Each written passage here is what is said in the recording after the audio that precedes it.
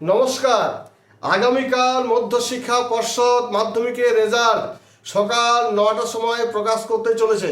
অর্থাৎ আগামীকাল হচ্ছে ২রা মে। তোমরা জানো তোমাদের মধ্যশিক্ষা পর্ষদ নোটিশে ঘোষণা করে দিয়েছিলেন যে সকাল ৯টার সময় তোমাদের রেজাল্ট প্রকাশিত হবে। তো তোমাদের এই মাধ্যমিকের রেজাল্ট প্রকাশ হতে চলেছে সকাল ৯টার সময় এক সাংবাদিক সম্মেলনের মাধ্যমে। এবং এই সাংবাদিক সম্মেলনের মাধ্যমে তোমাদের জানানো হবে যে কতজন পরীক্ষার্থী পরীক্ষা দিয়েছিল, হ্যাঁ, কে ফার্স্ট হয়েছে এবং কোন কোন স্টুডেন্টরা মেধা তালিকায় আছে ১ থেকে ১০-এর মধ্যে, এবং কতজন ফার্স্ট ডিভিশন গেছে, কতজন পাস করেছে, কতজন ফেল করেছে, সমস্ত বৃত্তান্তই কিন্তু তোমরা ২রা মে অর্থাৎ আগামীকাল সকাল ৯টার সময় এক সাংবাদিক সম্মেলনের অনুষ্ঠানের মাধ্যমে জানতে পারবে। এরপর তোমাদের রেজাল্ট তোমরা জানতে পারবে সকাল ৯টা ৪৫ থেকে অনলাইনে মারফত। এবং এইখানে মধ্যশিক্ষা পর্ষদ কতগুলো ওয়েবসাইট দিয়ে দিয়েছেন, সেই ওয়েবসাইটগুলো তোমরা দেখে নাও। এই সমস্ত ওয়েবসাইটে তোমরা যাবে, নিজেদের রোল নাম্বার এবং ডেট অফ বার্থ এই সমস্ত তথ্যগুলো দিয়ে তোমরা কিন্তু অনলাইনে মারফতে নিজেদের রেজাল্ট দেখে নিতে পারবে। তাহলে ওয়েবসাইটগুলো কী কী দেখো। ১ নম্বর যে ওয়েবসাইটটা বলবো সেটা হচ্ছে www.result.wbbsedata.com। ২ নম্বর যে ওয়েবসাইট বলবো সেটা হচ্ছে wb10.abplive.com। ৩ নম্বর ওয়েবসাইটে দেখো www.indiaresults.com। এবং ৪ নম্বর যে ওয়েবসাইটটি বলবো যেটা একটা জনপ্রিয় ওয়েবসাইট, হ্যাঁ, www.results শিক্ষা। এই যে মোটামুটি 4টে দিলাম, আরও হয়তো নোটিশে কিন্তু সে দেওয়া আছে, তোমরা দেখে নিতে পারো। তবে এই যে 4টে তোমাদের ওয়েবসাইট বললাম, এই ওয়েবসাইটের মারফতে যাবে, অনলাইনে তোমরা কিন্তু নিজেদের রেজাল্ট দেখতে পারবে।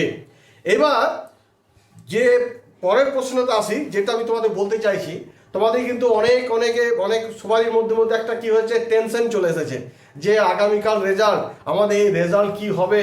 হ্যাঁ, যারা খুব ভালো পরীক্ষা দিয়েছো তাদের মধ্যে একটা চিন্তা ভাবনা থাকবে যে আমি লেটার্স মার্ক পাবো তো, এই সাবজেক্টে লেটার্স পাবো তো, বা কেউ স্টার পাবো তো, বা আবার কারোরই চিন্তা ভাবনা থাকবে যে আমি ফার্স্ট ডিভিশন যাবো তো, কেউ হয়তো ভাবছো আমি কি পরীক্ষা তো দিয়েছি সেকেন্ড ডিভিশন পাবো তো।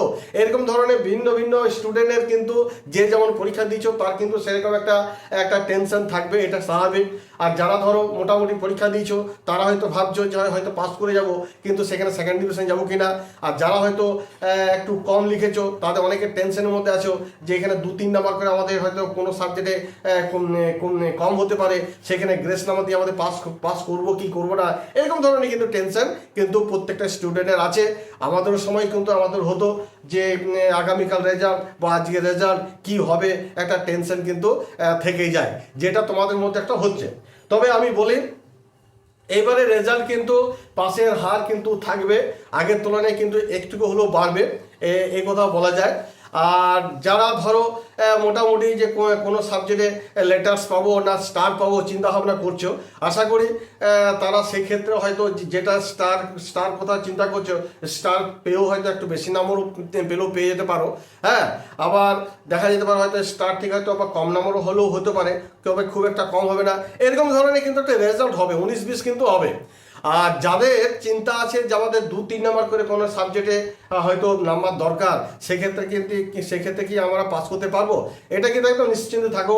যদি তোমাদের এই যে 7টা সাবজেক্ট রয়েছে মাধ্যমিকে, কোনো সাবজেক্ট যদি 2-3 নাম্বার করে যদি প্রয়োজন হয়, হয়তো পাস করতে পারছো না, সেক্ষেত্রে গ্রেস নাম্বার দিয়ে অনায়াসে তোমরা কিন্তু পাস করে যাবে।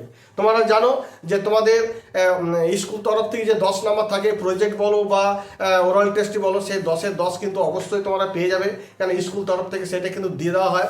তারপর প্রত্যেকটা সাবজেক্টে যে তোমার ধরো 90 নাম্বার লিখিত পরীক্ষা হয়েছে, সেখানে কিন্তু আরও 10 নাম্বার তুললে তবে কিন্তু স্কুল থেকে 10, আর এদিকে যদি তুমি আরও 15 নাম্বার যদি রিটিন পরীক্ষা তুলতে পারো, তাহলে 15-10-25 প্রত্যেকটা সাবজেক্টে 25 নাম্বার তুললে কিন্তু তোমাদের কিন্তু পাস হয়ে যাবে। কিন্তু যে সমস্ত স্টুডেন্টরা চিন্তা করছো যে আমাদের কোনো একটা সাবজেক্টে হয়তো লিখিত পরীক্ষায় হয়তো 12 কি 13 পাবো, হ্যাঁ, সেই ক্ষেত্রে কিন্তু তোমরা চিন্তা করো না, তোমরা কিন্তু অনায়াসে সেই গ্রেস নাম্বার পেয়ে কিন্তু পাস করে যাবে। যদিও গ্রেস নাম্বার যে তোমাদের দিতে হবে এটা কোনো বাধ্যতামূলক নয়। গ্রেস মার্ক যে কোনো জায়গায় লেখা নেই যে তোমাদের দিতেই হবে। তবে গ্রেস মার্ক কেন দেওয়া হয় 2-3 নাম্বার করে না, মানে কি বলবো, পর্ষদ থেকে একটা চিন্তা ভাবনা করে যে এই স্টুডেন্টটা 2-3 নাম্বারের জন্য ফেল করে যাবে, সেই জন্য 2-3 নাম্বার গ্রেস নাম্বার দিয়ে কিন্তু তাকে পাস করে দেওয়া হয়। আবার অনেকেই কিন্তু কমেন্ট সেকশনে কমেন্ট করেছো, আমি দেখেছি যে স্যার আমাদের 6-7 নাম্বার কি গ্রেস নাম্বার দেওয়া হবে? দেখ 6-7 নাম্বার প্রত্যেকটা সাবজেক্টে গ্রেস নাম্বার দেওয়া হয় না, ইম্পসিবল। হ্যাঁ, 6-7 নাম্বার গ্রেস নাম্বার তখনই দেওয়া হয় যদি তুমি প্রত্যেকটা সাবজেক্টে যদি পাস করে যাও। কোনো একটা সাবজেক্টে হয়তো দেখা যাচ্ছে 5-6 নাম্বারের জন্য তুমি হয়তো মানে আটকে যাচ্ছ, তখন পর্ষদ একটা মানবতা খাতে সেখানে কেউ একটা চিন্তা ভাবনা করে যে এই ছেলেটা যাতে একটা সাবজেক্টের জন্য ফেল করে যাবে, সেখানে কিন্তু 5-6 নম্বর দিয়ে গ্রেস নাম্বার দিয়ে পাস করে দেওয়া হয়। কিন্তু প্রত্যেকটা সাবজেক্টে 5-6 নম্বর দেবে এটা কিন্তু তা নয়। যাই হোক, তোমাদের রেজাল্ট কিন্তু মোটামুটি ভালোই হবে, হ্যাঁ, আশা করা যাচ্ছে। এবং অনেকে যারা 2-3 নম্বরের জন্য ভাবছে যে গ্রেস নাম্বার পেলে আমি হয়তো পাস করে যাবো, তোমরা নিশ্চিন্ত থাকো, তোমরা পাস করে যাবে। এখন আর চিন্তা করার কোনো কারণ নেই, কারণ যা হওয়ার এখন হয়ে গেছে, সব রেজাল্ট সব তৈরি হয়ে গেছে। শুধু আগামীকাল শুধু তোমাদের রেজাল্ট জানতে বাকি যে কার কেমন রেজাল্ট হয়েছে। যাই হোক, পরিশেষে বলবো যে তোমরা রেজাল্ট কেমন করলে, তোমরা কে কত পেলে, কত মার্কস পেলে, আমার কিন্তু কমেন্ট সেকশনে কিন্তু অনেক মানে কমেন্ট করে জানাবে, তাতে কিন্তু আমি খুশি হব। হ্যাঁ, কারণ তোমাদের জন্য এই যে সারা বছর আমরা যে পরিশ্রম করি, একটুকু তো আশা করতে পারি যে কে কেমন কত নাম্বার পেলে, সেটা কিন্তু অবশ্যই কমেন্ট সেকশনে কমেন্ট করো। আর আজকে তোমাদের হয়তো একটা টেনশন থাকবে, কিন্তু টেনশন করার কিছু কোনো কারণ নেই। মোটামুটি রেজাল্ট দেখবে আগের বছর তুলনায় কিন্তু এবছর একটুকু হলেও কিন্তু ভালো হবে এবং অনেক ছেলে কিন্তু পাস করবে। এই বলে আমি আপাতত এখানে ভিডিওটি শেষ করছি। তোমরা সকালে ভালো থাকো, তোমাদের রেজাল্ট সকালে ভালো হোক। ধন্যবাদ।